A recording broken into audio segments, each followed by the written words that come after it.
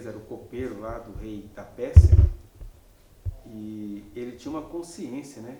Que aqui a gente tem, nesse pequeno excerto bíblico, essas duas coisas que costumam andar muito separado, né? A gente tem um Neemias que ele não precisava se preocupar com nada, ele era copeiro do rei. Você quer coisa melhor do que você ser copeiro do rei?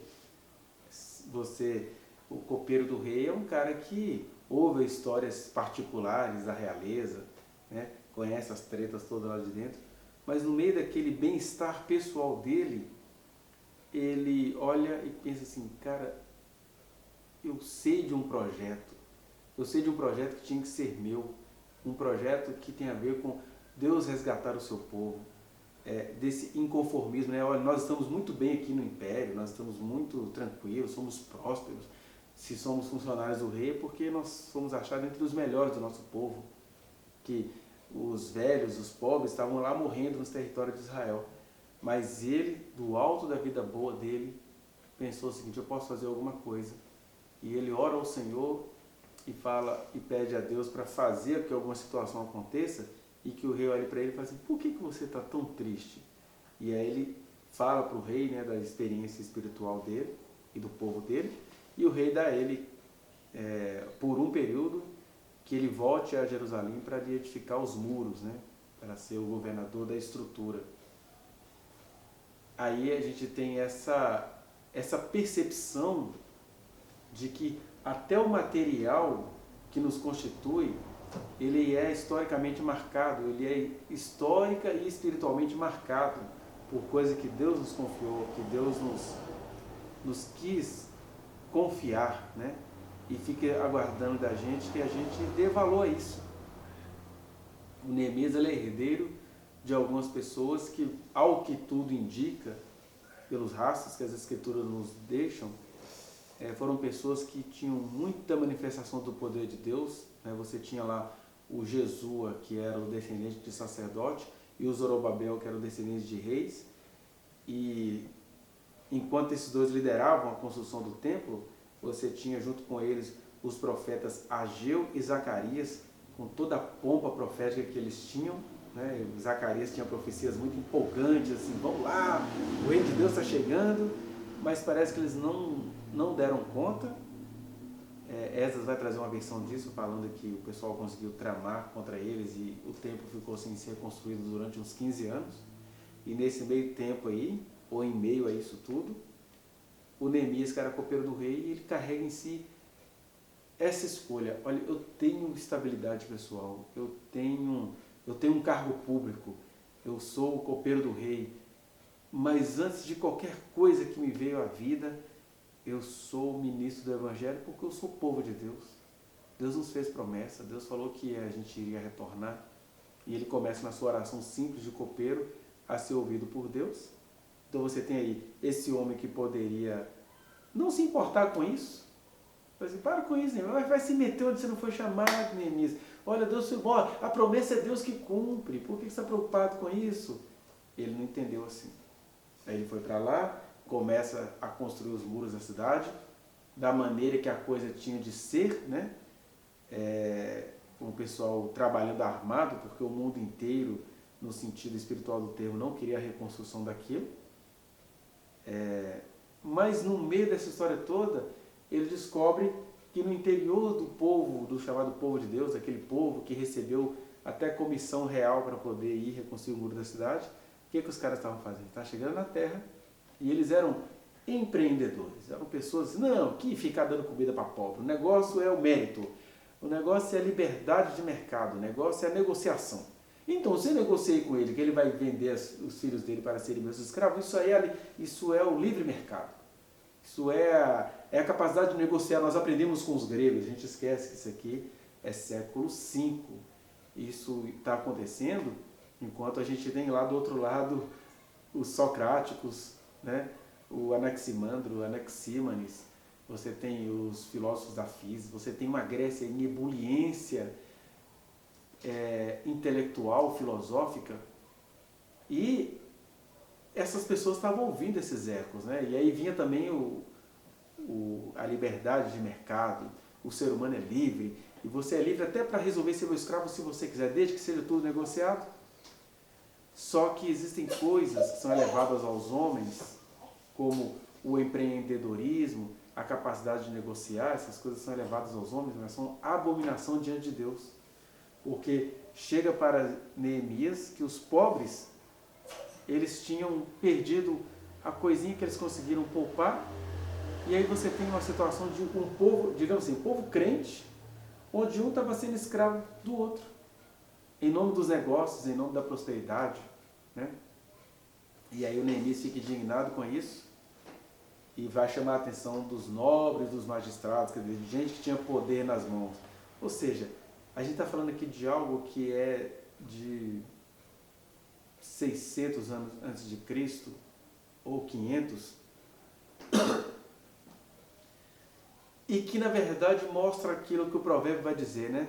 Geração vai, geração vem, e a terra permanece para sempre, nada há de novo debaixo do sol, porque uma e a mesma é a maldição.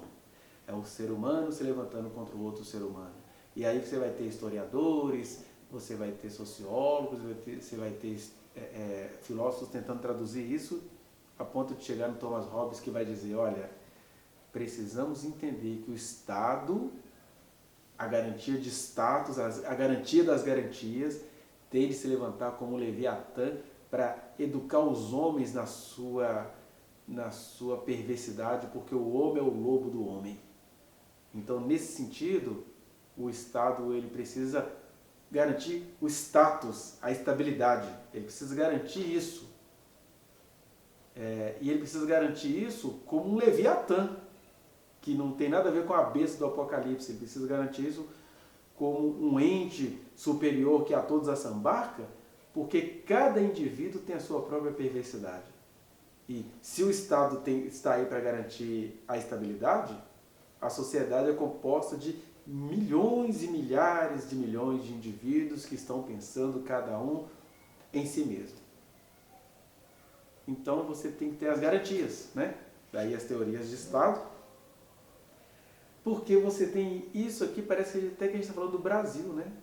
Do Brasil atual, porque o que chocou o Brasil essa semana? Porque tem alguém do poder preocupado em fazer políticas sociais valerem para o povo que vem da pandemia empobrecendo, né?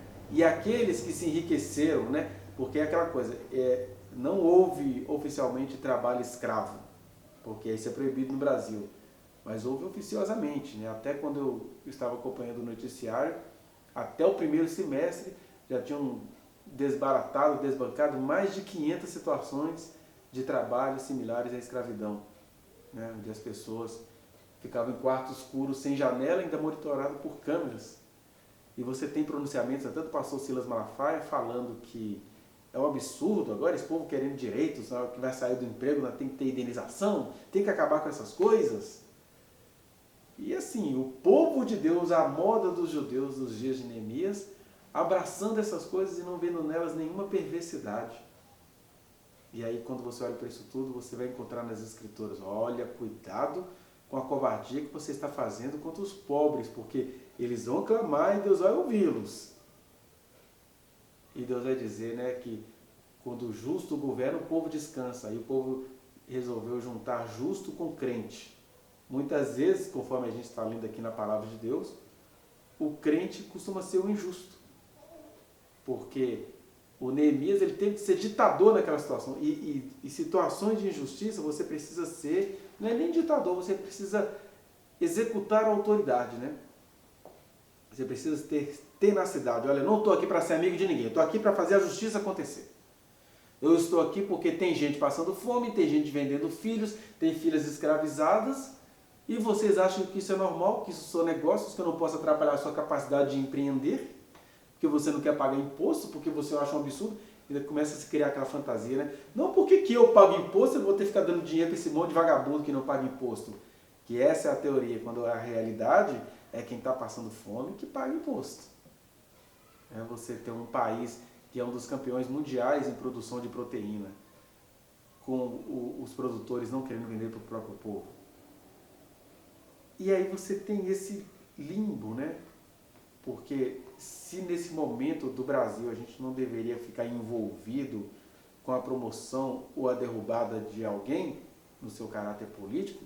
Por outro lado, o que nos falta? O que está faltando na gente? O que está faltando em nós que Jesus nunca censurou nos seus discípulos?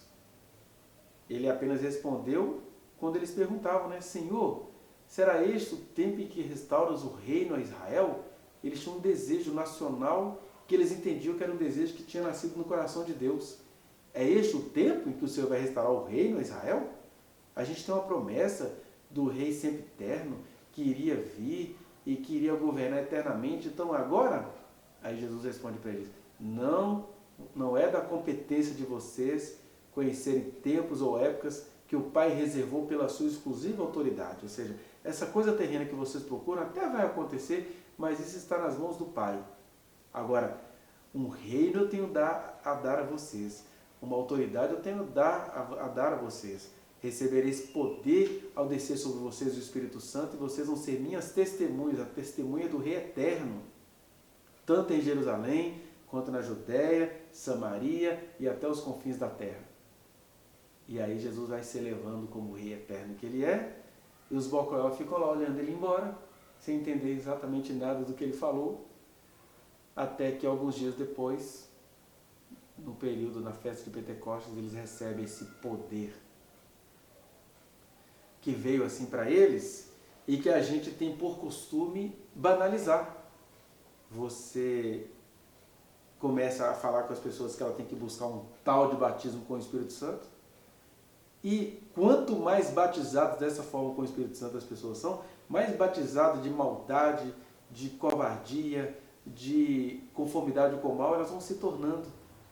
Essa semana, por exemplo, eu tive uma experiência pessoal onde a gente é o dia inteiro ridicularizado pela coisa boa que Deus nos concedeu fazer.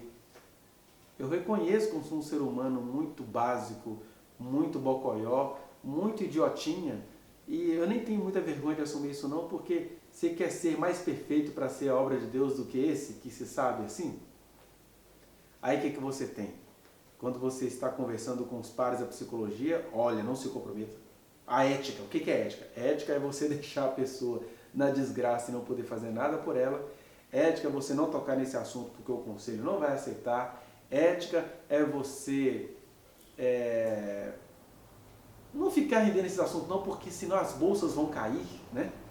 Não toca nesse assunto não, que a bolsa despegou, o dólar caiu, atrapalhou os meus negócios, mas favoreceu o negócio de tanta gente. E aí você faz uma coisa que é limpa, cristalina. Uma coisa que eu fiz nos últimos dias, eu tenho recebido muitas, até pelo tipo de aula que a gente dá, as pessoas começam a procurar você fora da aula e contar o que lhes está acontecendo. E eu, sabendo que a gente é de uma geração desses contemporâneos de Neemias, que é povo de Deus, é povo de Deus que só pensa no lucro. Essa é a forma da desgraça. O povo de Deus que só pensa no lucro. Aí você tem esses seminários, você tem esses congressos. Deus fez uma limpa aí de 2019 para cá, literalmente, porque embora não seja do nosso gosto, era do gosto populacional, um negócio chamado Gideões Missionários da Última Hora. Deus foi lá e ele avisou que ia acabar com aquilo. E aí ele acabou com um congresso que era uma plataforma de pregadores pentecostais. Aí quando você achou que estava bom, Deus foi lá e arrancou em público as roupagens da flor de lis do seu marido. Né? E eu falo isso com muita parcimônia, porque se aquela mulher não está morta, às vezes eu tenho vontade de ir lá na cadeia visitá-la. Só que, né, é no Rio de Janeiro, eu não tenho vontade pessoal nenhuma de ir ao Rio de Janeiro. Eu falo vontade no sentido assim, se Deus entender que o poder dele vai nos possuir e vai nos comissionar, no nome dele eu vou, porque no nome dele eu vou ter todas as intuições que Neemias teve com os flor de lis da sua época. Porque eu fico olhando para a história daquela mulher, primeiro que ela é um anjo no sentido apocalíptico do termo, que você olha para ela, você vê alguma autoridade espiritual, espiritualmente relevante, espiritualmente macabra. Você vai vendo que a amargura familiar gerou o assassinato do marido dela. Você vai vendo que Deus deixou ela viva e ela está negociando e vai brigar pela inocência, mas você vai ver também que ela é uma mulher esteticamente feia e preta.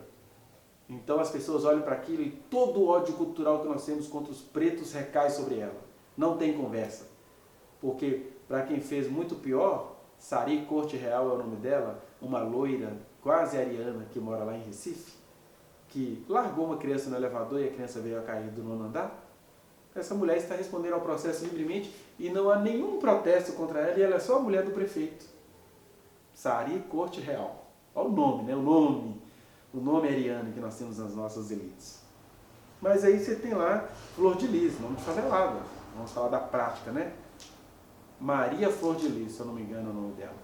E ela é preta, e ela enriqueceu, e ela se corrompeu, mas ela não deixou de carregar esse estigma que acontece no Brasil. Aí a vontade que eu tenho é de visitá-la na cadeia e falar, e aí, você vai ficar fazendo hora com o Senhor, seu Deus, até quando? Até quando essa dureza desse coração vai ficar assim? E você vai ficar pegando toda a sua fortuna, enfiando em mão de advogado criminalista para poder tentar parecer inocente? Por que você não põe a boca no pó? Não foi assim que você entende que você emergiu? Né? De maneira que a Flor de Lis é uma representante micro de uma coisa macabra que tem no Rio de Janeiro, que até uma pessoa, quando vai resolver adotar as crianças no Rio de Janeiro, ela o faz de acordo com os principados e potestades que governam aquele ali. Vocês não sabem quantas orações sérias eu fiz para Deus não deixar o Bolsonaro ganhar, porque aquilo ali é principado e potestade. E aqui eu não estou falando de política, eu estou falando de espiritualidade. Porque a Flor de Lis é aquilo lá, os crentes votam na milícia, os crentes não veem nada de errado no que os milicianos fazem. Os crentes, para domesticar os seus milicianos, eles condenam o tráfico de drogas, e o miliciano é traficante em nome de Deus, é traficante em nome do Estado, é traficante em nome da boa família. E são todos bando de pervertido que nem pensam em deixar de ser pervertido. Todos nós aqui podemos cometer alguma perversão, mas a potestade que está no Rio de Janeiro faz até a obra do Senhor nascer da perversão. De maneira que no Rio de Janeiro o processo do espírito do anticristo, ele é irreversível. Ele é irreversível. Eu vejo como simbólico que quando Deus resolve restaurar o Caio Fábio no seu ministério, ele fala assim, sai do Rio e vai para Brasília. Porque no Rio não há o que fazer com você. Não há o que fazer. E ele foi o homem que mais fez as pessoas do Rio entregar armas em avenidas, em cadeia nacional. E era apanhado, né? Ou seja, ele apanhava das lideranças evangélicas do Rio de Janeiro, algumas em evidências, ajudando a manter esse governo que, graças a Deus, vai sair.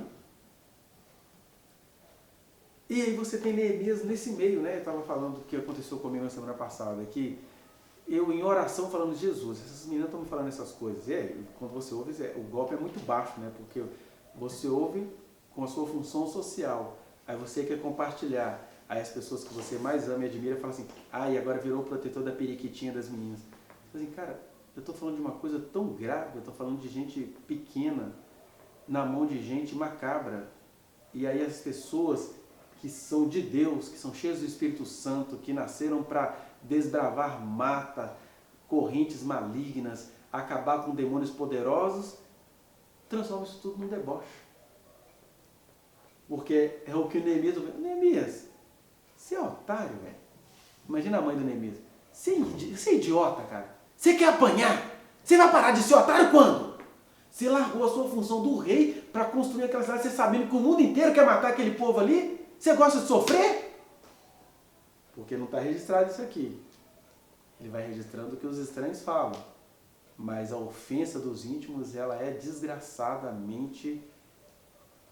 Aí Deus olha para aquilo e fala assim, o meu espírito não agirá para sempre no homem, porque a sua geração é má desde a sua meninice. Isso para todos os seres humanos. Mas aqueles a quem eu dei a meninice na minha presença estão fazendo isso? Arrependei-vos porque é chegado o reino de Deus. Então, o Neemias entendeu isso. Ele falou aos magistrados, mas a gente vê que a sedução não parou, porque a cidade foi reconstruída, né? As lideranças espirituais que vieram depois dele de Esdras se transformaram nos macabeus, grandes homens políticos, quase califas, né? Uma espécie de islamismo à hebraica.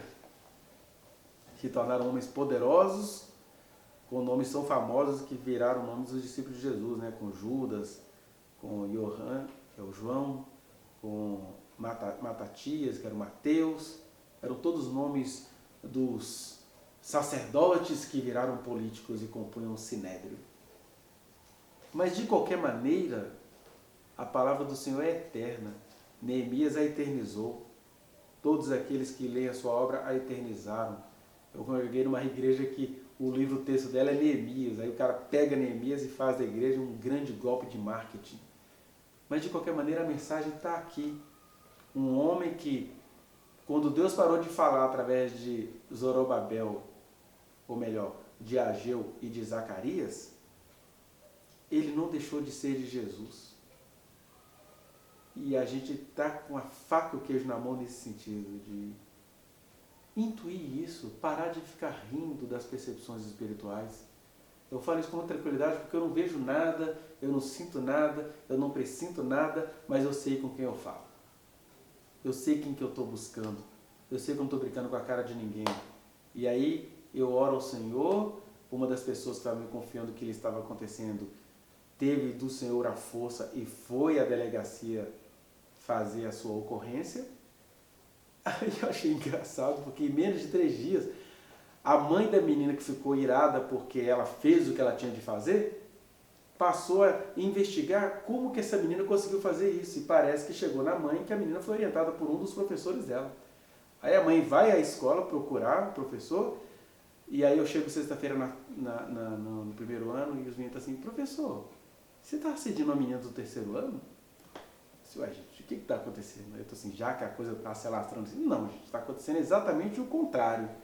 Eu orientei uma menina do 3º ano a denunciar o seu estuprador, e aí alguém da família dela está invocado e veio procurar a escola, então deve ter usado lá alguma palavra séria, alguém de vocês passaram lá perto com eles falando alto e está entendendo que é isso, mas é isso. Quem quiser depois, temos aí a ocorrência, tem tudo lá, tudo que a menina falou está lá.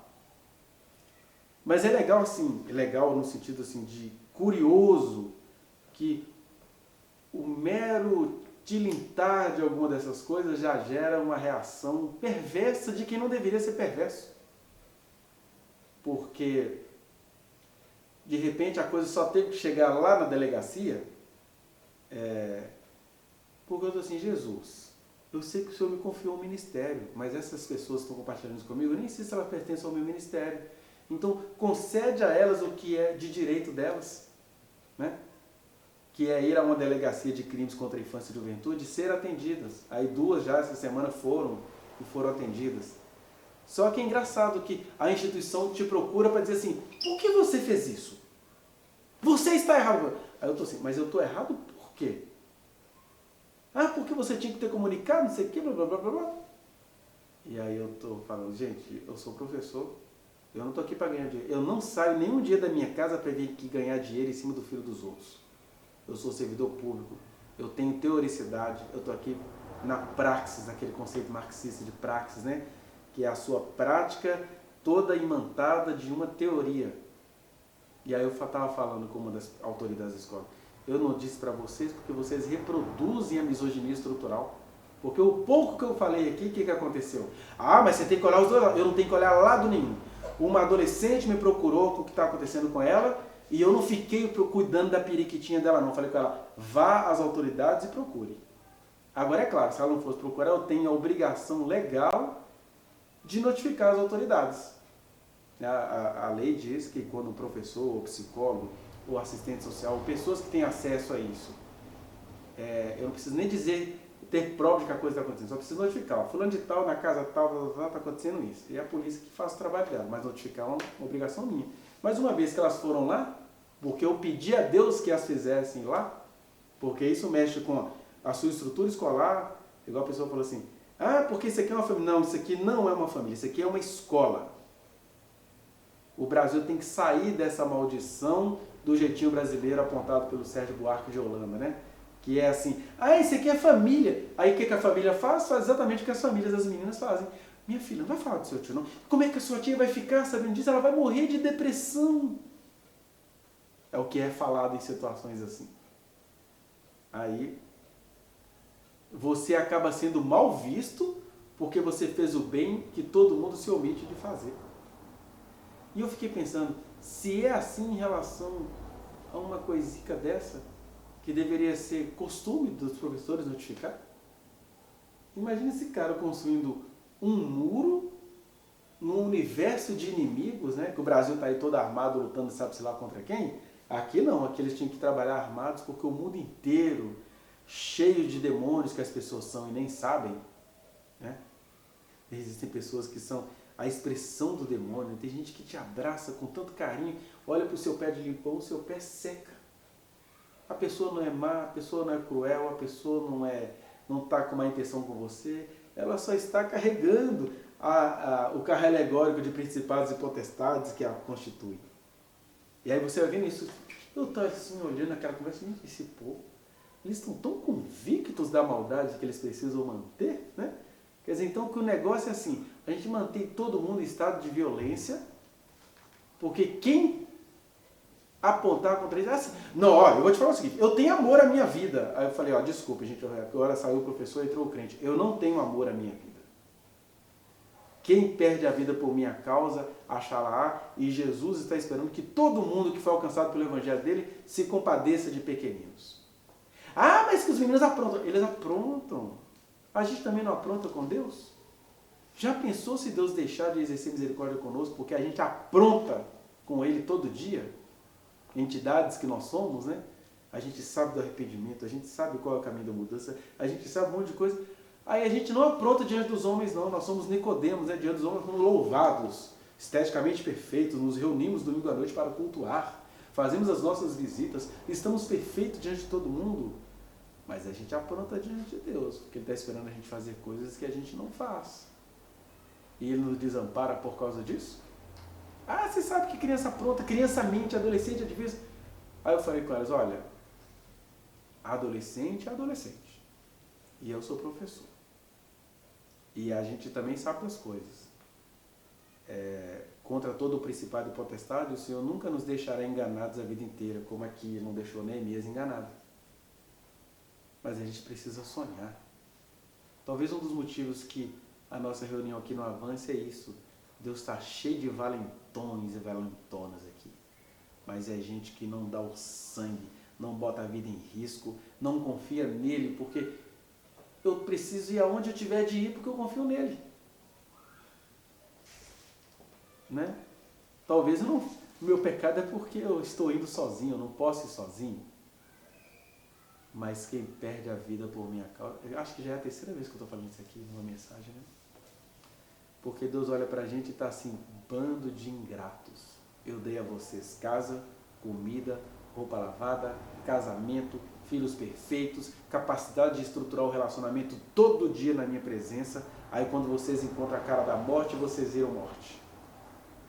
Quando vocês encontram a cara do conflito, vocês viram demônios. Quando vocês encontram a cara do problema, vocês se tornam empreendedores. Eu não, tenho amor à minha vida. O que você ganha fazendo isso? Que a justiça do Senhor que estava em Neemias possa tomar conta da gente. E que a gente que tem tanta sede de justiça, a gente seja justiça. Estou falando aqui para ninguém ser sicário, andar com espada na mão, caçando gente para matar ou morrer.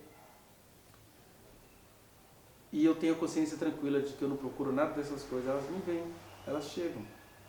Às vezes você está falando, está dando uma aula, aí você fala uma frase, aí você gera uma crise na sala inteira. Não, professor. Aí começa aquela falação do que está acontecendo lá. Adolescentes dão trabalho? Dão. Mas para que adolescente ia contar isso? Adolescentes são confusos? São. Eles fazem uma confissão, depois eles saem da confissão e lembram que ele falou mal da mãe dele, e a mãe deles, para eles, é a deusa. Eles não querem ferrar com a mãe, podem ferrar com o professor. Mas não foi exatamente isso que aconteceu com Jesus? Vocês acham que Jesus, quando veio à Terra, não sabia que a gente ia fazer essa covardia com ele, não? Eu vou curar cego de nascença. Os pais do cego de nascença vão falar, idade ele tem, pergunte para ele. O cego encarou. Por que vocês estão falando que ele não é o rei dos judeus, sendo que ele nem... Jesus não sabia que ele iria libertar prostitutas da prostituição? e algumas daquelas eu falo assim, isso é um safado, rapaz. Você precisa ver o olho dele quando estava me curando. Então, quem fica muito preocupado em preservar a própria vida, já a perdeu. E o meu maior medo na vida é perder a vida que o Senhor quer nos dar.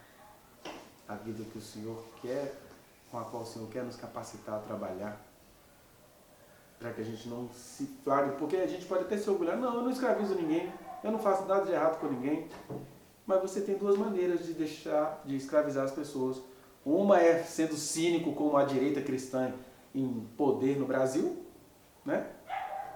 Que fala assim, não, que fica com dó de ninguém não, cada um que corra atrás do seu. E você pode também, na hora que você vê um exército de sofridos te pedindo ajuda, falar assim, olha, tem amor à minha vida. Uma falou assim comigo, olha, você precisa viver mais para ajudar mais pessoas. Eu falei assim, uai, se a gente for levar esse raciocínio, né? Toda vez que chegar uma pessoa, eu não vou ajudá-la porque eu tenho que viver mais para ajudar mais pessoas. Olha o ardil politicamente correto, né? Mas eu acho interessante assim, o assédio às avessas, né? Todo mundo que as pessoas pedem ajuda, vamos dar um tempinho, vamos ver o que vai acontecer. Você sabe, essas meninas são confusas. Vai saber porque ela está querendo conversar com você. Cuidado, você tem uma imagem a zelar. É sempre assim. Mas aí, quando percebe que as meninas tomaram providência, eu até falei para ela assim, você viu, ela fez a ocorrência. Se é mentira, ela está lascada, que a ocorrência está no mundo da polícia, a polícia pega. Então, aí as pessoas olham para isso e se armam. Mas isso é um absurdo. Você está ajudando essas pessoas. Pelo amor de Deus, eu preciso me aposentar, não traz problema para mim não. Essas são as palavras não ditas, para que você saiba que está inerente ao discurso.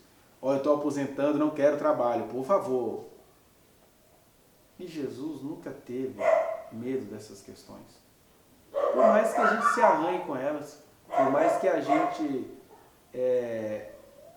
peque em relação a elas, né? Esse barulho, né, para não sair do lugar, né? As pessoas fazem barulho para não sair do lugar. É exatamente igual aquele ser adormecido que tem hora marcada para levantar. Você vai acordar, você toma um bicudo na cara.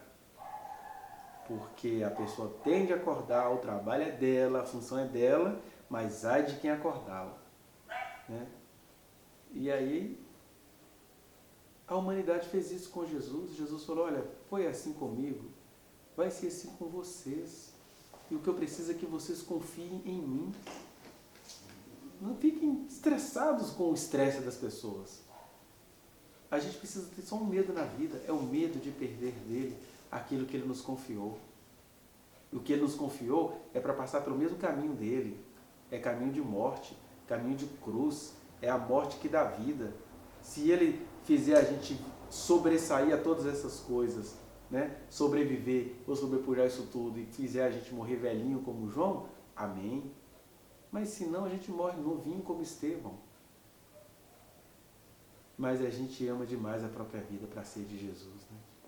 O que é uma grande idolatria, porque foi Ele que nos deu a vida. Estou com medo de perder o quê? Então a gente precisa parar de amar a própria vida, que na verdade é um outro nome para amar as próprias conveniências, né?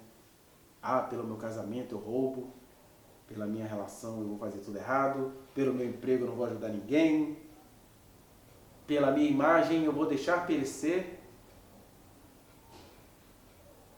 E aí a gente tem duas maneiras de escravizar as pessoas. Uma é fazendo igual uma turma do país que perdeu as eleições iria fazer.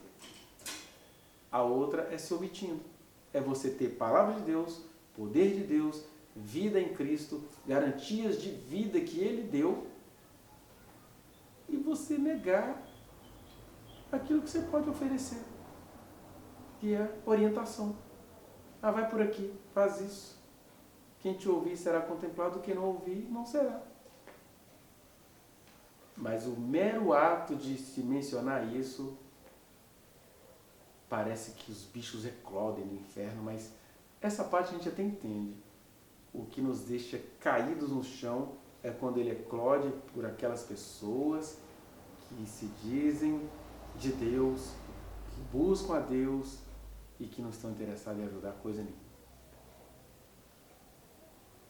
Por isso que eu sempre desconfiei das igrejas querendo fazer o papel de instituições lá que lutam contra as drogas, casa de recuperação, essas coisas, né?